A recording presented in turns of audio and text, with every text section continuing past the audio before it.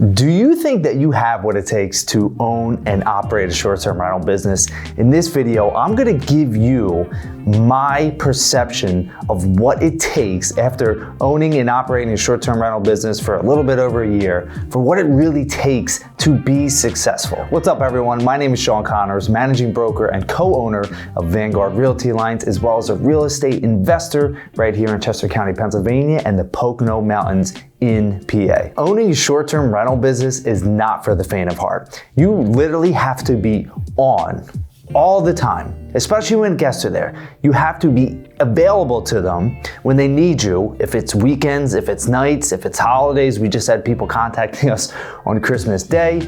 You have to have thick skin. You have to be able to deal with adversity. You have to be flexible. You have to be so much in order to properly and successfully own a short-term rental business. So this video is going to be dedicated towards the things that I have learned over the past 15 months about operating a short-term rental business. And if you think that you can do it, I would highly suggest that you listen to what I have to say and then take account. Take an honest account of your life and your business and think, yeah, I can do that, or no, I don't want to do that. I don't want to take on that headache. The first thing I want to talk to you about today is being flexible. And what I mean by that is understanding that not everything is going to go the way that you plan, and that you can adjust and you can pivot and shift when things go awry. So we have had guests that have been absolutely fantastic. And our idea is that when people rent our home, that everyone is going to be great. Everyone is going to treat the house the way that we treat it. And that is not the case at all. So I've had to be very flexible. My wife has had to have been very flexible and understand that, again, not everyone's going to treat it the way that you do. And you really have to take that into account, because if you're not a flexible person, if you can't drop what you're doing when a guest calls you and make sure that you're attending to their needs, then this is not the right business for you. The second thing I wanted to talk to you about is what I just mentioned, which is customer service. This is a very customer service driven business. You have to want to give your guest a great stay. You have to be, again, you have to be on top of it. You have to be communicative. You have to set the property up correctly.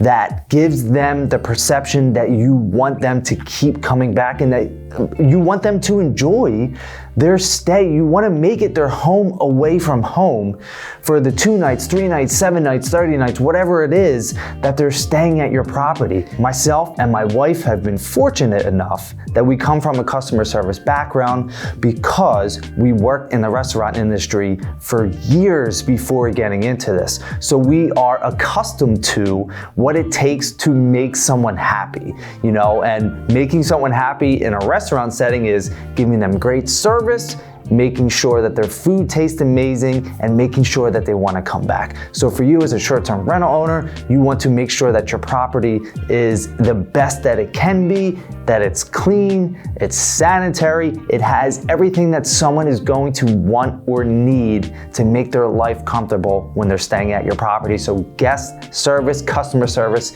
is huge. And if you don't think that you can provide that, then this probably isn't the right business for you. The third thing is, and this is not really talked about at all on a high level, is your marketing skills. How are you with bringing people to the property?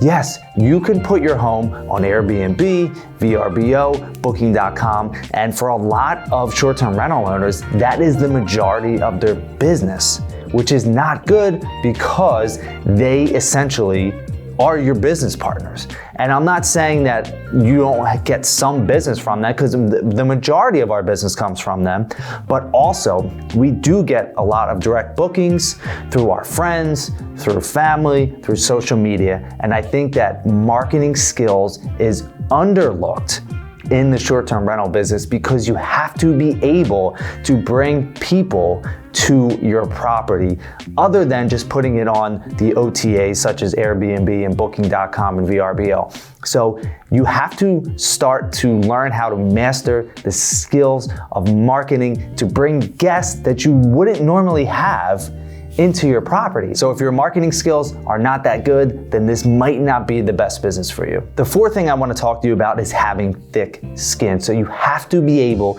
to deal with people's feedback about your property and not get too personal about it. Because at the end of the day, they are the ones that are staying in your home, and if it's not up to their standards, they're going to let you know. They're going to write reviews about your property that other people are going to be able to see.